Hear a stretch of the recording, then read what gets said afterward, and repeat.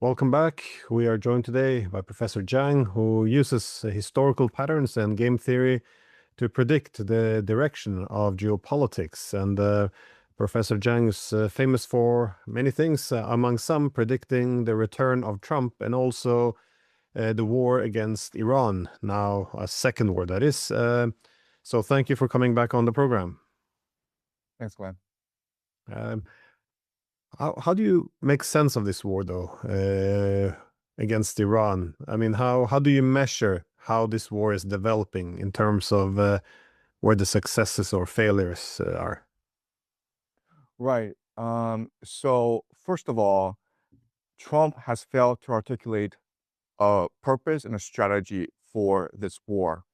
At first, it was about uranium enrichment in Iran, and the fear that Iran would develop a nuclear weapon. In fact, in Trump's State of the Union address, he said that he would never allow Iran to develop a nuclear weapon. And both chambers of Congress, both the Democrats and Republicans rose to cheer and applaud.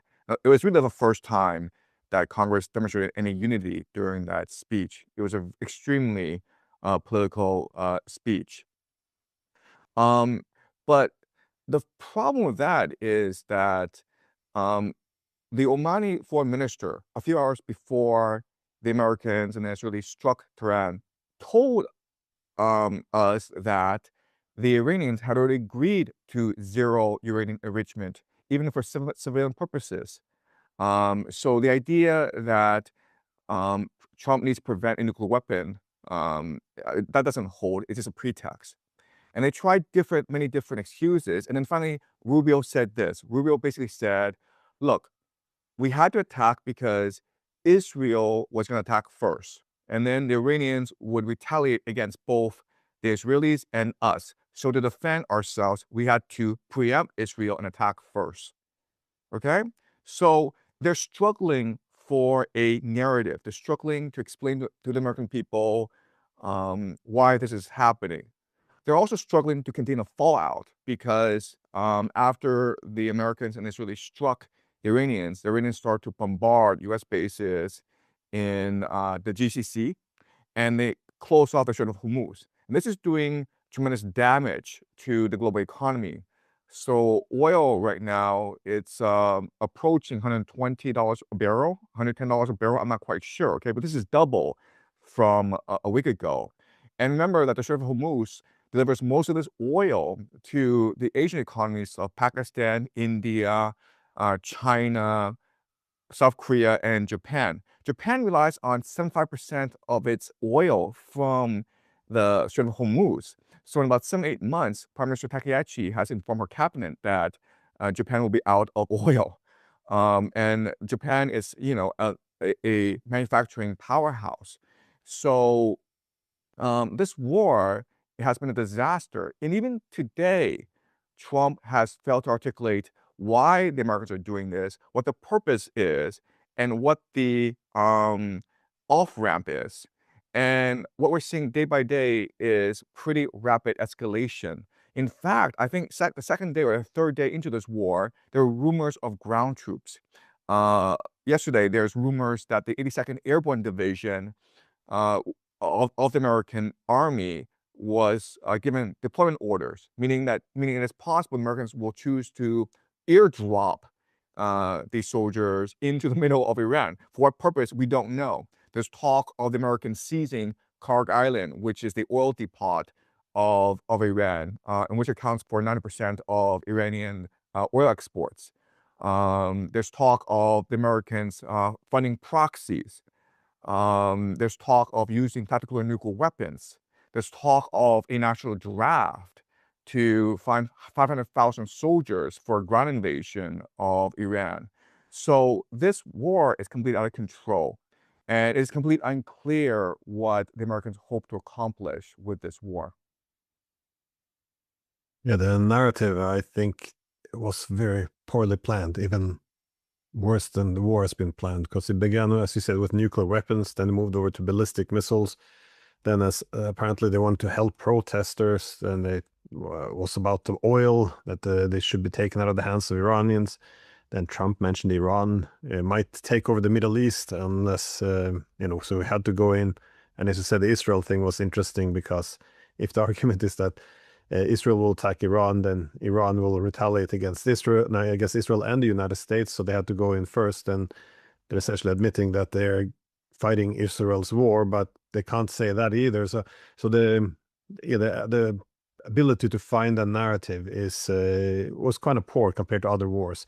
Other usually have one narrative, all the media they organize around it, and everyone obediently repeats the same talking points. It hasn't been done well, but this is a war of attrition, though, to a large extent. That is, both sides seeking, well, not both. There's all sides seeking to exhaust each other, but this is in terms of weapons, ammunition, but it's also spilling into energy and water, if you will, or just general economics.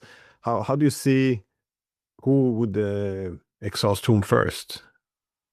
Right, so I think Iran is trying to fight a war of attrition, where it is putting pressure on the global economy, on the GCC nations, because Iran believes that the GCC nations, especially Saudi Arabia, Qatar, and UAE, can apply pressure on Trump to end this war as quickly as possible. By closing on the Strait of Hormuz, Iran is trying to pressure the Southeast Asian economies of China, Japan, and South Korea to apply pressure on Trump to end this war as soon as possible. So the Iranians are fighting a war of attrition. Unfortunately, the Americans are fighting a war of destruction. So even though they haven't stated the purpose, it is clear from what is happening on the ground that the Americans and the Israelis are intent on complete and utter destruction of the Iranian government's capacity to deliver basic services to its people. What I mean by that is that they yesterday struck a desalination plant in Iran, so you're denying fresh water to the civilian population. That is a war crime. Then the Americans struck oil facilities in Tehran. These are civilian oil facilities so that citizens in Tehran can drive their cars. And if you look at footage from Tehran, it is the apocalypse. There's acid rain. The entire sky is black, and these people have to breathe that air, so they will develop cancer. They'll have birth defects. It's almost like chemical warfare. So if you are just saying this is a war of attrition, that makes no sense. A war of attrition means when you embargo Iran economically. Why are you targeting civilians? You know, in the first of the war, a Tomahawk missile hit a school in southern Iran and killed about 170 schoolgirls. This is an elementary school. 170 schoolgirls were killed in that. And this war, the way it's being constructed, the way it's being fought, seems to me that the Americans are first and foremost focused on the destruction of Iran as opposed to regime change. Yeah, well, I guess that's a good description of that. Iran is fighting a war of attrition, so time won't be on their side, while the U.S. is, well, seeking to destroy the country with its 90 million people inside. So this is quite problematic. But the Iranians, of course, it's limited what they can do to the United States. They can, of course, hit their bases, and but it seems that Iran is obviously prioritizing going after the Gulf states because that's a good way of creating some pain for the U.S.-led alliance. How vulnerable do you see them being here, though? Yeah, so the Gulf states are the great vulnerability of the American empire because Israel, it has an eschatology. Unfortunately, religious zealots have taken over the state of Israel. So they're perfectly okay to die for what they believe in. And they can live in bomb shelters for years and years. That's how strong their faith is. And Israel was designed as an extremely resilient, extremely creative society. So Israel will emerge from this war intact and probably even stronger. But the Gulf states are different. The Gulf states are basically mirages. These 50 years ago, these were just deserts, right? And for most of human history, the Arabian Peninsula was not that inhabited because it didn't have access to fresh water. It didn't have much agricultural output, and so it cannot sustain a large population. And most were desert nomads engaged in trade. But Pax Americana changed all that because Pax Americana could needed oil to fund its empire, and it could offer protection to the Gulf states. So they developed really rapidly. So cities with maybe tens of thousands of people before now are in the millions. And one striking example is Dubai. If you go to Dubai, it's just skyscraper after skyscraper. It is a very glitzy city, and it's trying to be the financial capital of the Middle East. And there are thousands of extremely wealthy individuals who've transferred their savings to Dubai because they believe that it's safe, it's comfortable, lots of good Michelin restaurants, lots of good five-star hotels, and I'm not taxed. But this image of Dubai as a financial hub is now shattered by this war, and they'll never recover from this. In fact, we're already hearing rumors of millionaires just fleeing with their wealth. Now they're going to Singapore. Now they're going to Southeast Asia. A bigger problem is this. A bigger problem is that because the Strait of Hormuz is closed, their oil economies have collapsed. They can no longer sell their oil, and they shut down their oil production facilities. What people don't recognize is that the Strait of Hormuz takes GCC oil to Asia, but then it brings back food. The GCC imports 80 to 90% of its food supply. So the rumor is Dubai will run out of food in about a week's time.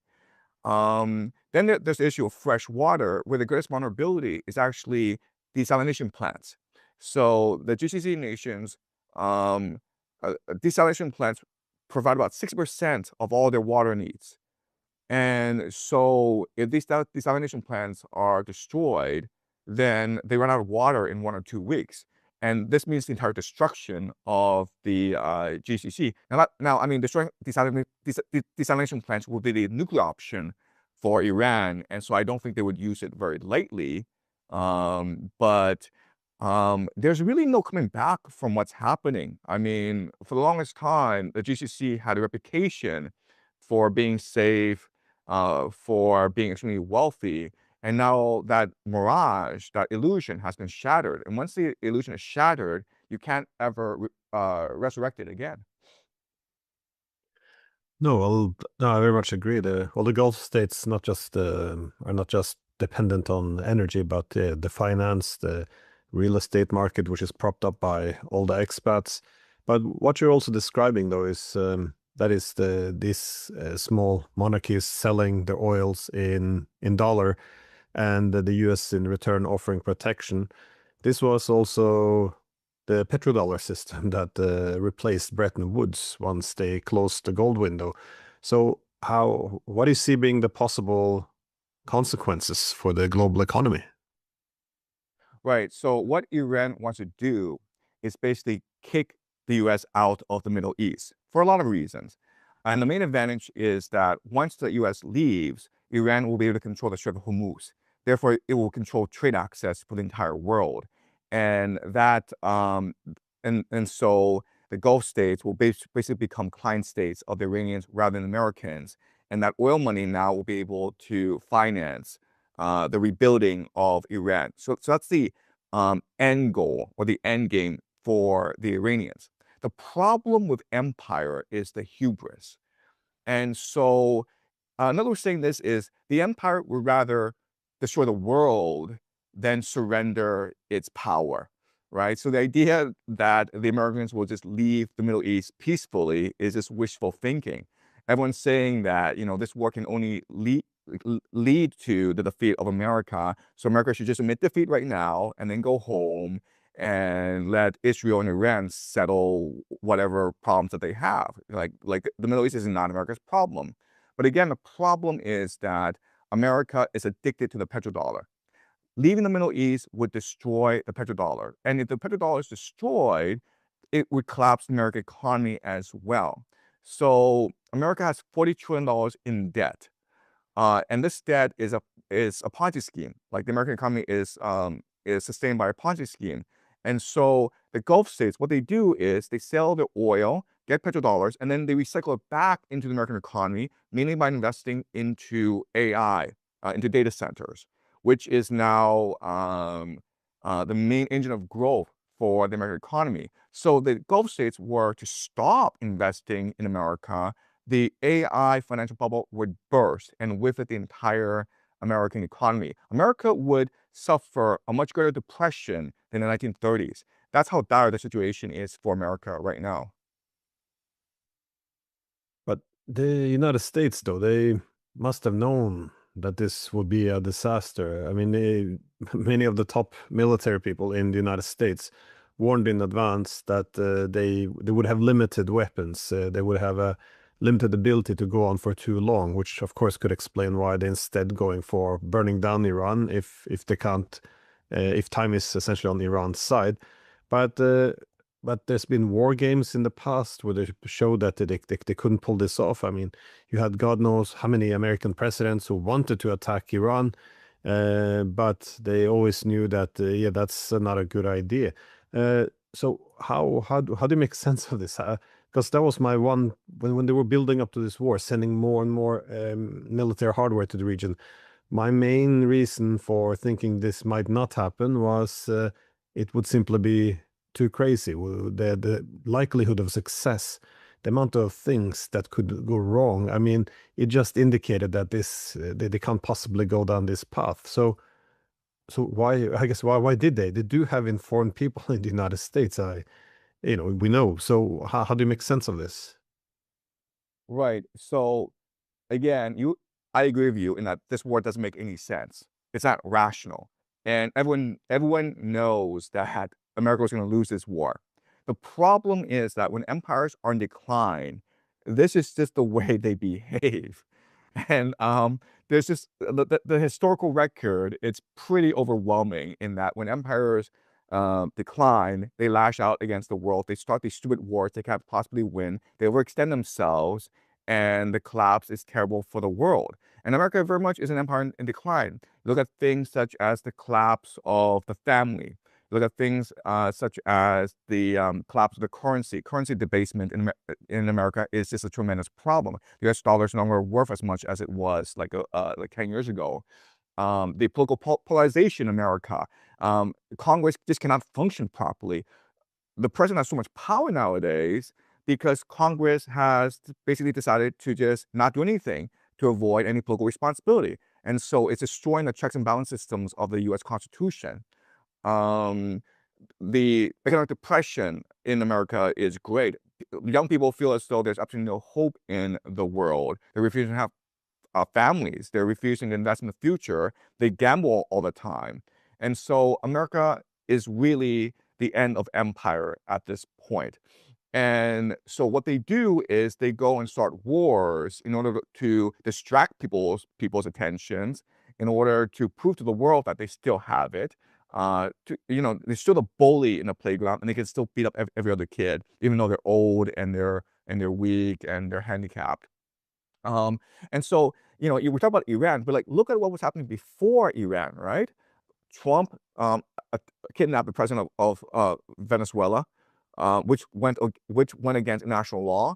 Trump deployed his navy in the Caribbean and started to bomb drug boats, which is again against international law.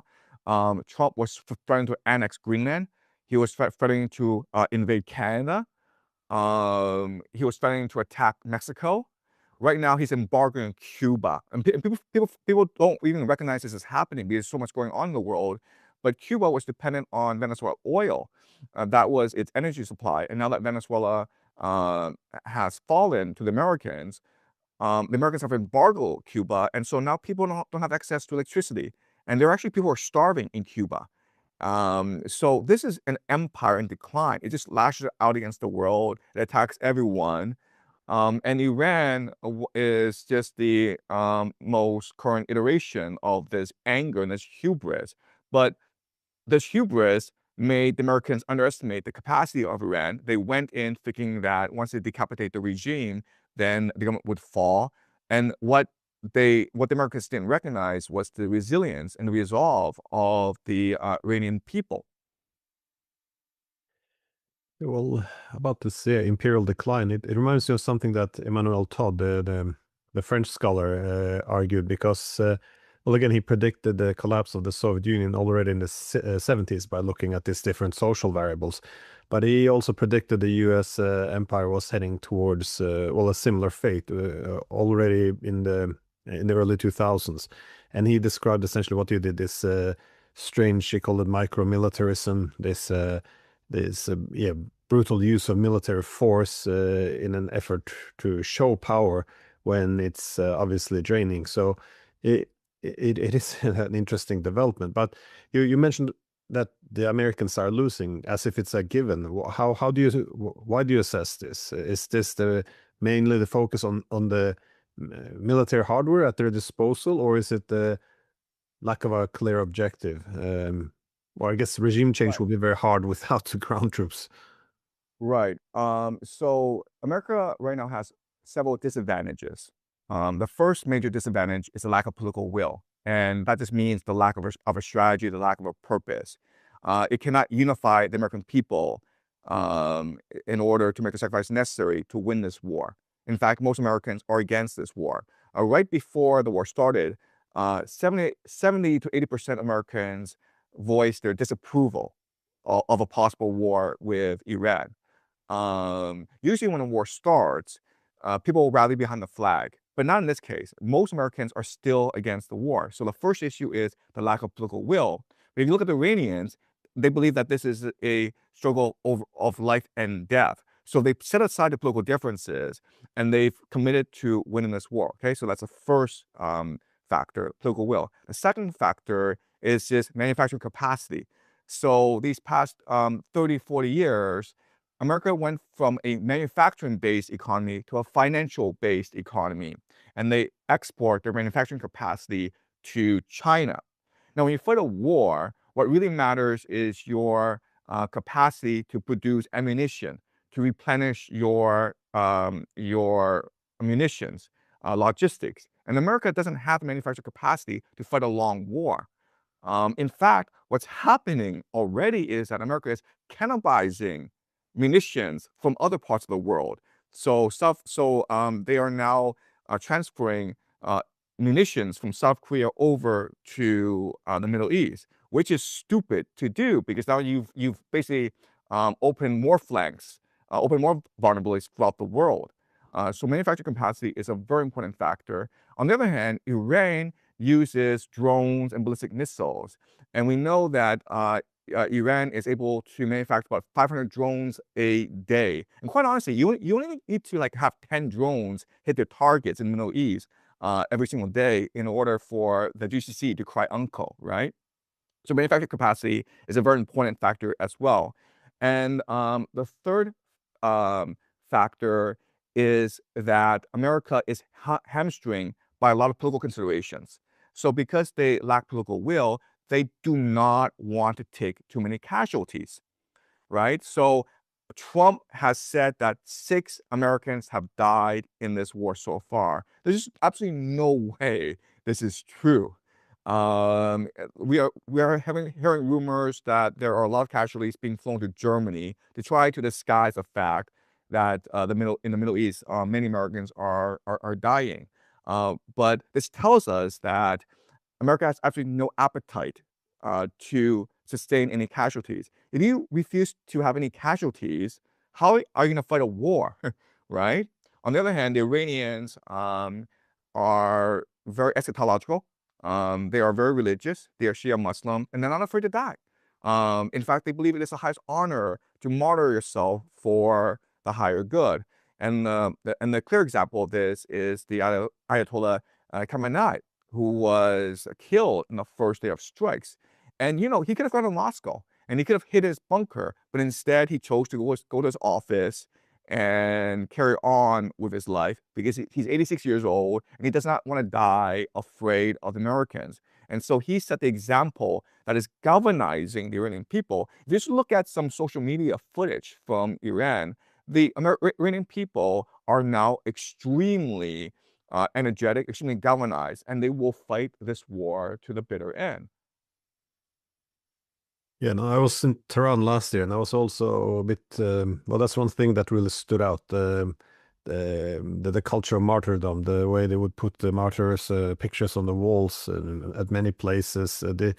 This is an important variable beyond the material variables if you want to assess how a country would actually fight. And the whole idea of killing Khamenei, and now everything will fall into place. I mean, his son has taken over now, and it has to be pointed out that the Americans killed his father, his mother, they killed his wife, they killed his sister, and they killed his son. I mean, the idea, as Trump said, well, we will pick the next guy, and he will have to be acceptable to us. He has to be more favorable to America and accommodating and more moderate.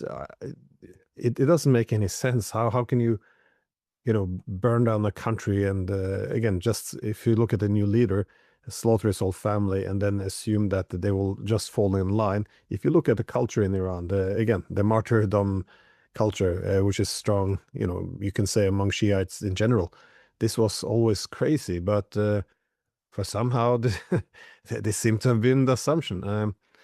But how do you see though the possibility of this war spreading? Because of course they're attacking U.S. bases, which covers a lot of country.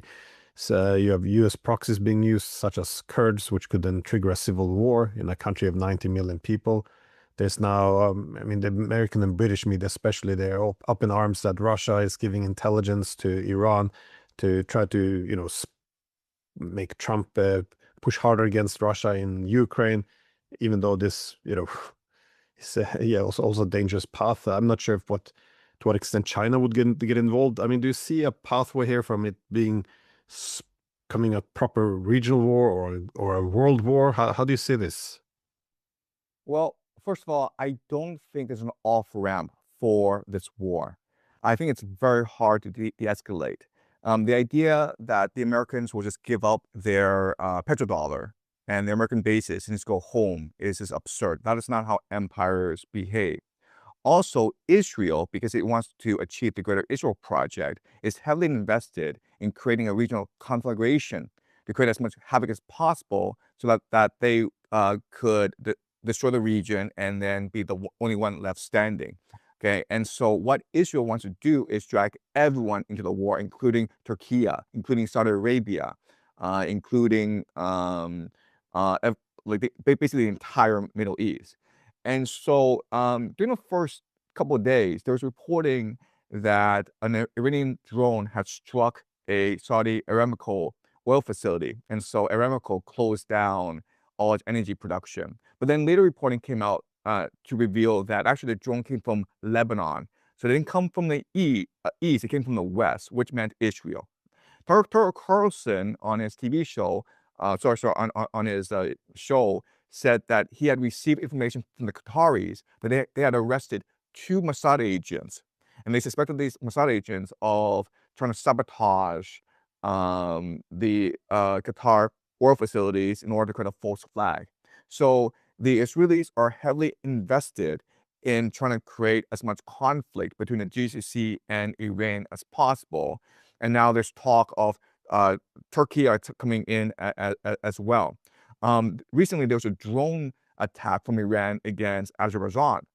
And Azerbaijan was very angry about this and even floated the possibility of sending in ground troops against Iran. But then it was later discovered that this was probably a false flag of the Israelis. So the Israelis are heavily interested in spreading this war as far as possible and creating as much destruction as possible. And they want this war to continue for as long as possible because they have nuclear weapons. So the Iranians are not going to hit them too hard.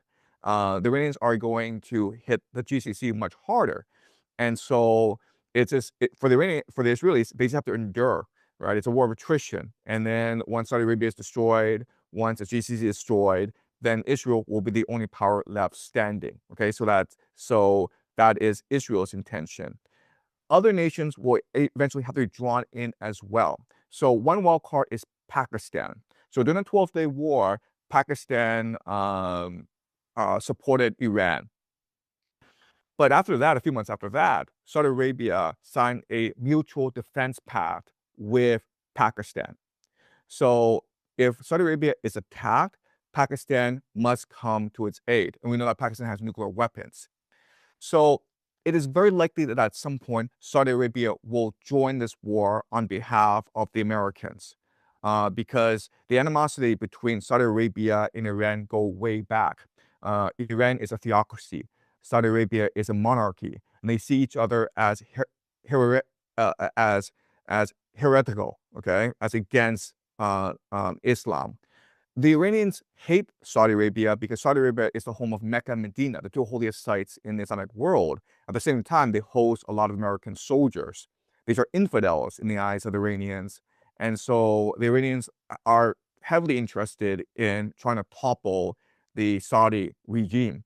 And they're going to apply pressure to cause uprisings throughout the GCC. And I believe that at some point, the Saudi government will decide to enter this war. And if they enter this war, then Pakistan is obligated to enter this war as well. If the Americans were to launch a ground invasion, it would make sense to attack from multiple vectors. And one vector would be from Pakistan. Another vector, of course, would be from Iraq. The last vector would be from Azerbaijan. They would also try to seize the Strait of Hormuz as soon as possible in order to maintain global trade. So that in the short term, we can expect the entire Middle East to be engulfed in this war at some point. In the long term, eventually, the Southeast Asian economies will have to intervene. So South Korea and Japan are extremely reliant on oil from the Strait of Hormuz. In fact, they would basically starve to death if it were not from this oil from the Strait of Hormuz. But there's a wild card, and that's North Korea. So if you're North Korea and you are analyzing the situation, you recognize that now's the perfect opportunity to threaten South Korea because Americans are distracted in the Middle East, and the South Koreans don't have access to the oil they need to protect themselves against the North Koreans. So just threaten South Korea, and then the Americans are forced to divert their attention back to Southeast Asia, and Japan is forced to come into this conflict as well. And the North Koreans aren't doing this to start a war. That'd be suicidal. They're doing this to extort as much as possible from South Korea and Japan. And so I expect that to happen as well. The Western Hemisphere will not be quiet this time because while this is happening, Trump is still intent on toppling the Cuban government, okay? So it's possible 2 weeks from now, while this war is still raging, Trump attacks Cuba or Mexico or Colombia. It is complete insanity. But this is, again, unfortunately, this is the way an empire behaves as it declines. So, yeah, what you're describing is more or less a suicide or death of empire, at least. But after this war is over, of course, there's no going back to the way things were. So, how do you see this, the wider change to the Middle East as a region? Well, I think the GCC is done for. I don't think it's possible to come back from what's happening. And after this war is done, I think that Israel emerges as a dominant power in the Middle East. It achieves the Greater Israel Project. And the Iranians will not lose this war. They will maintain their sovereignty. But this war is going to destroy a lot of their infrastructure, and they'll have to rebuild. Fortunately, they will be able to control the Strait of Hormuz, and so they'll have the financing necessary to rebuild their nation. And I think that after this war, the Iranians will actually come out much stronger than before. They will they will control the Strait of Hormuz.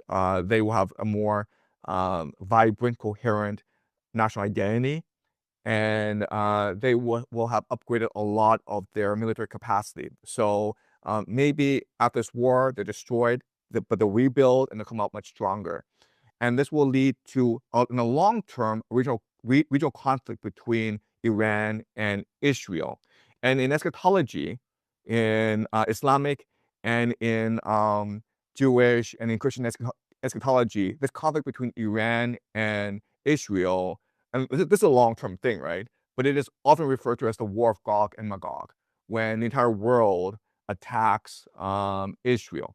Okay, so but before that happens, Israel will achieve the Greater Israel Project, and it will create something called Pax Judaica. So imagine that the center of gravity basically transfers from Washington, D.C. to Jerusalem. Why? Because at this point in history, Israel it controls all global trade. It's already built the Ben Gurion Canal, which cuts through Gaza and replaces the Suez Canal. It is the technological and financial center of the Middle East because the GCC has been destroyed, and so whatever oil money there is invested into Israel. You know, the Indian Prime Minister Modi visited Netanyahu before the war struck out, before the war began, and it was a very pleasant meeting. And the reason why is that in order to build Pax Judaica, Israel needs to import millions and millions of cheap laborers, and India is the best source of cheap laborers for Israel. So I think that that is what they have in mind. You know, a lot of technological companies in the United States, Google, NVIDIA, Oracle, they will probably move to Jerusalem and help build the technological center of the world, create an AI surveillance state. So these past few decades, they create this surveillance model in Gaza, and then they'll just scale it out to include the entire Middle East. So that's what I see happening. In the short term, this war will be devastating. In the midterm, Israel will achieve the Greater Israel Project and create Pax Judaica. In the long term, Israel will face the world in a global conflict. But to what extent would Israel be in a position to project this kind of power? Because after this war, there would be seemingly a very diminished U.S. presence in at least the ability to project power in the Middle East. Turkey is also growing more concerned about Israel.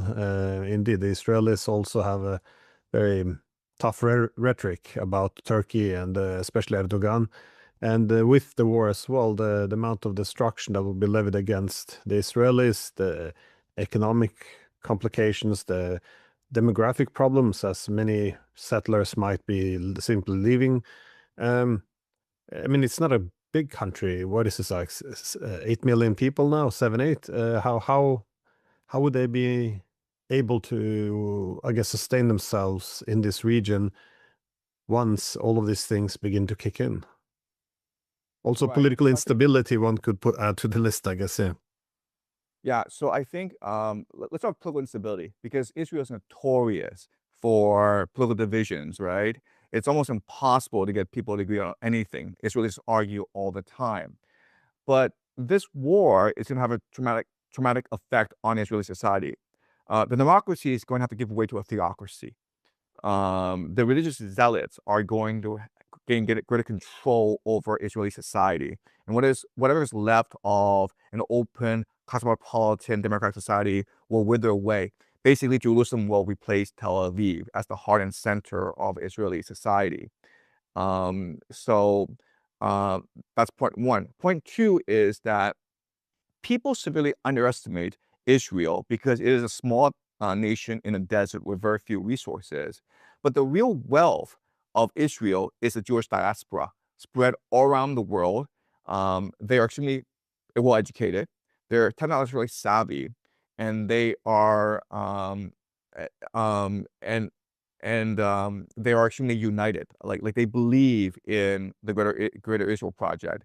So it's possible for Israel to draw on basically unlimited financing, on the most advanced technology, on political support from all over the Jewish diaspora.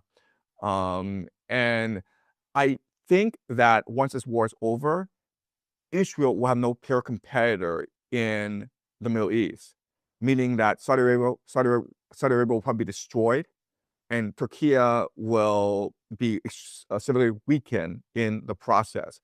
I'll be honest with you, I have very little hope for Turkey.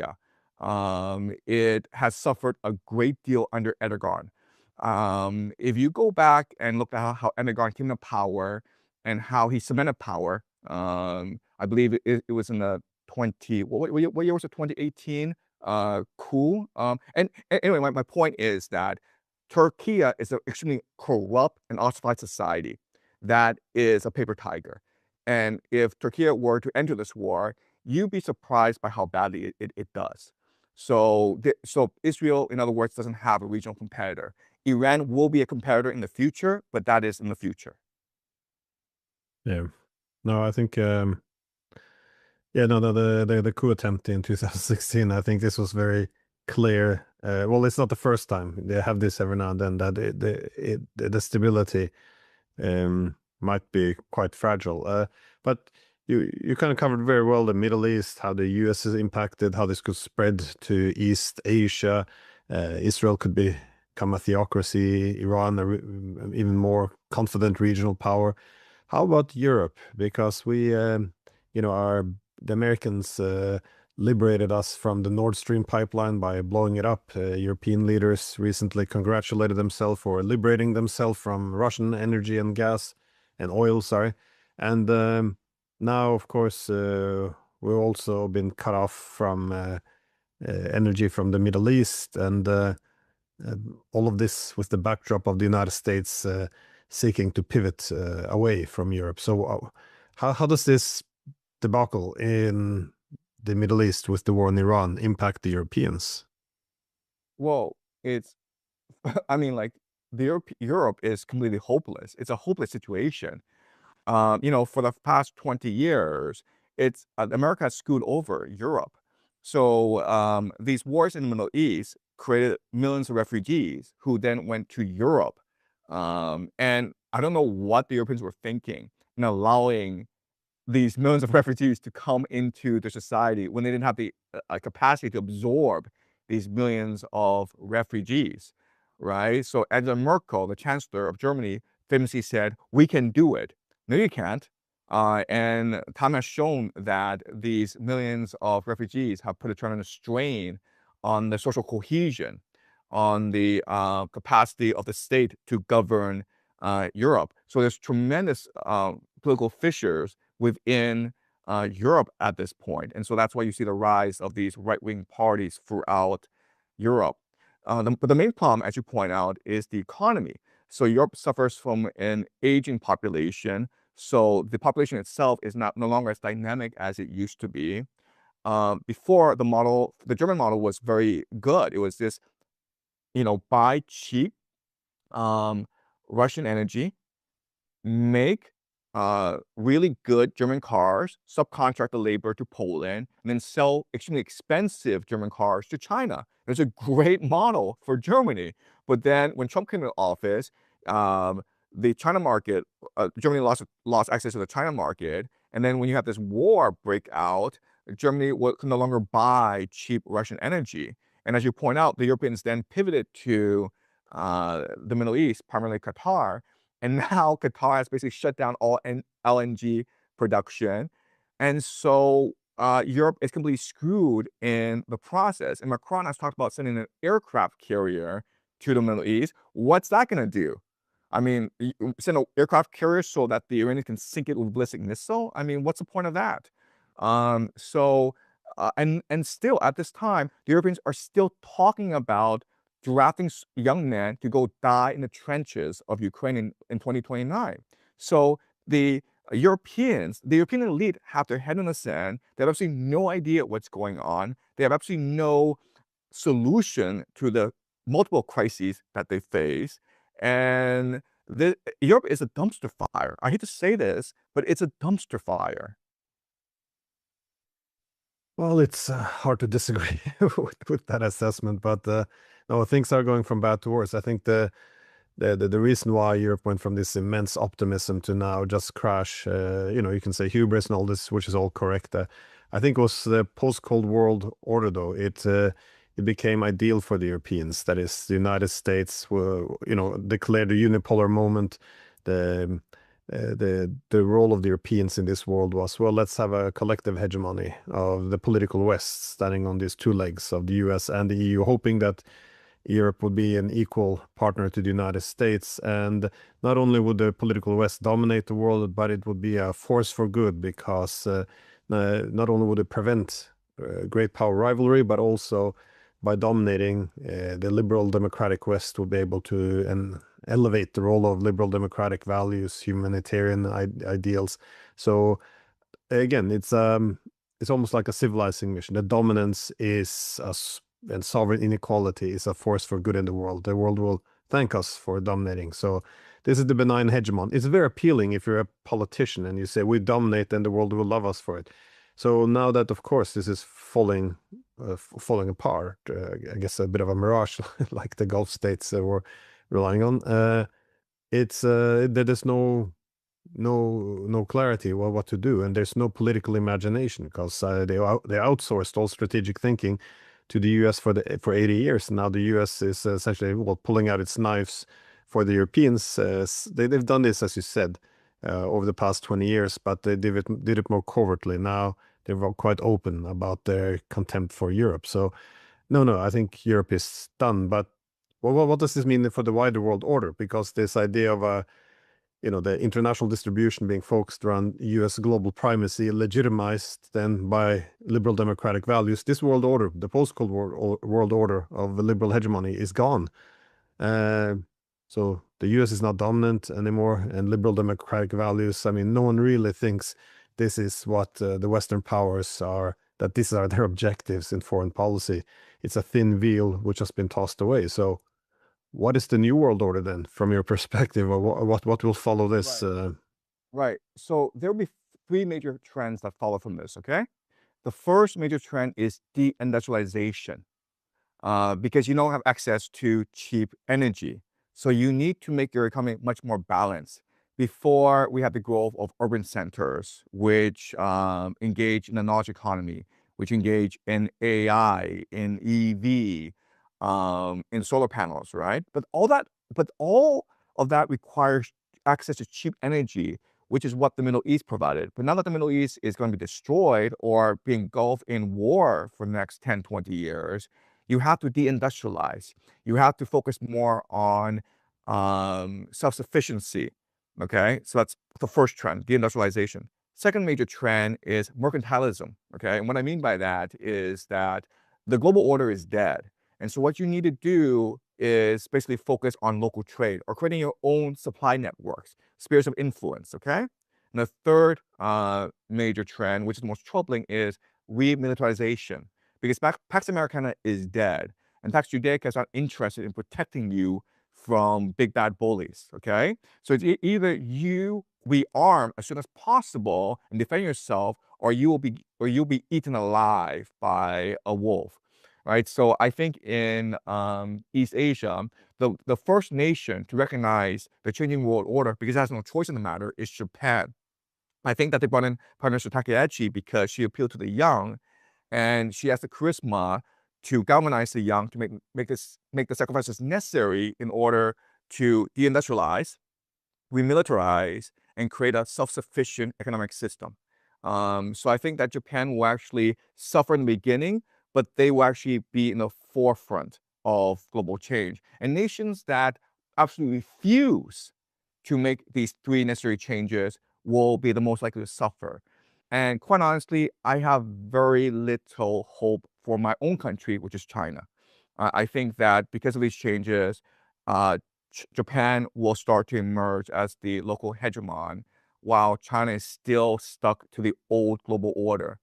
But in the short term, what this means is that the United States and China will have a rapprochement, okay? So even though this war has started, Trump will still visit Beijing March 31st, at the end of this month, for a 3-day state visit.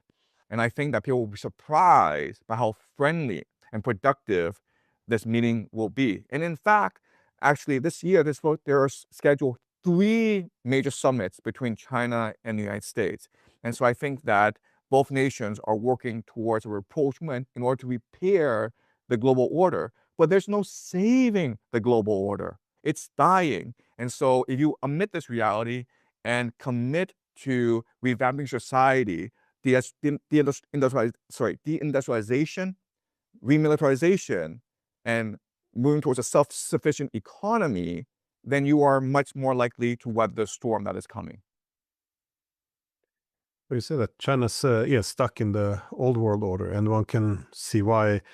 Well, with 40 years of unprecedented prosperity and growth in human history, one can see why one would want to, at all costs, keep this world going, even though it already went away. It's not that unlike the Europeans, though, because then the 90s, was a rebirth of Europe, or thought together with the U.S. was the center of the world. I remember having books at university which were with the title "Why the 21st Century Belongs to Europe." I mean, this was kind of the mentality. I thought that was also always a bit ridiculous, but anyways, there was reason for optimism, it seemed. So that's why they also cling on to a world order which is dying, which is why they're not able to adjust to the new world.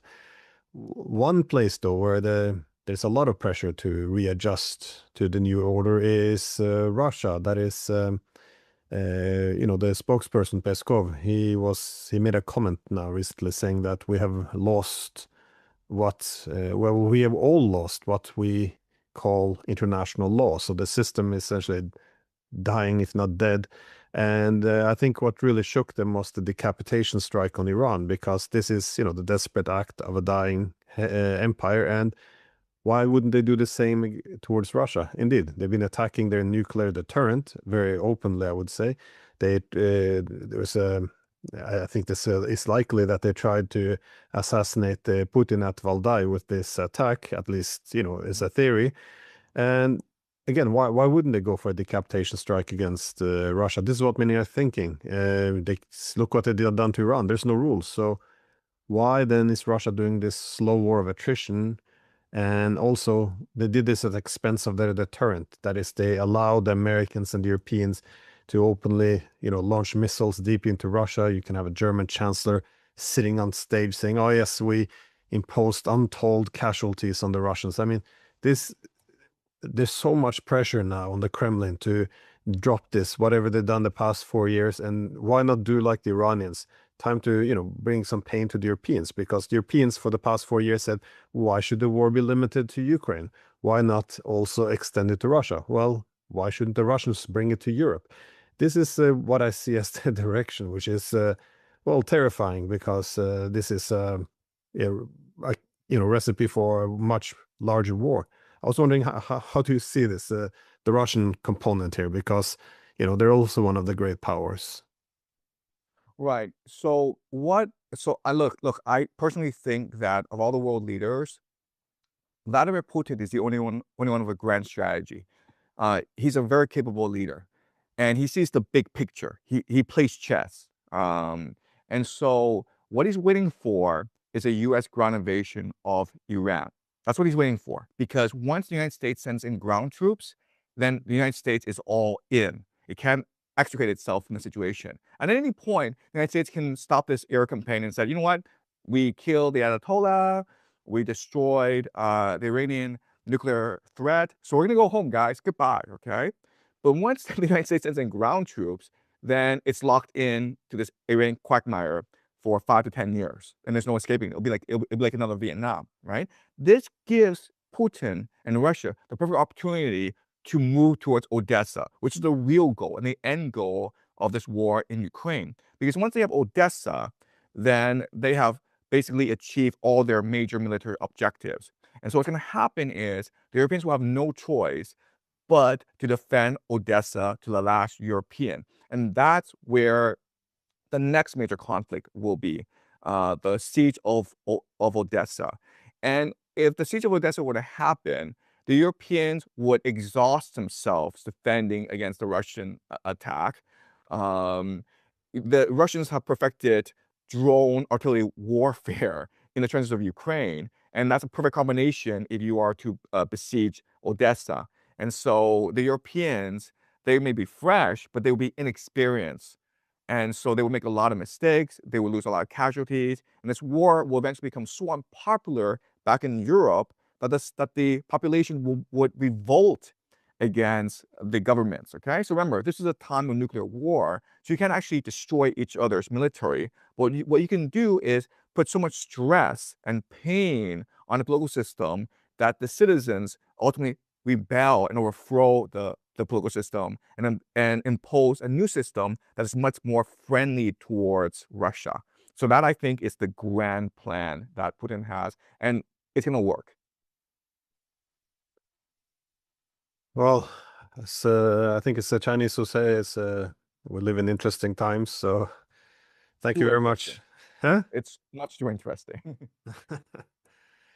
Well, thank you for taking the time. And yeah, it's as you began saying, this war against Iran, it's hard to believe that they went through with this, given all the risks. But this is, I always make the point, this is going to be the greatest catastrophe, is this illusion of escalation control, the assumption that they can control all the variables, decide how it ends, who's allowed to participate, how they contribute. I mean, this is really the same as with the Russians in Ukraine. This assumption of escalation control, this is what's going to kill us effectively, though. Well, I will say this. I made this prediction 2 years ago. The United States would invade Iran. I've been saying for 2 years consistently that this would happen. The moment that it happened, I was shocked and bewildered, and I couldn't sleep because I was like, why would they do this? So, so yeah, I mean, I sympathize with what you're feeling.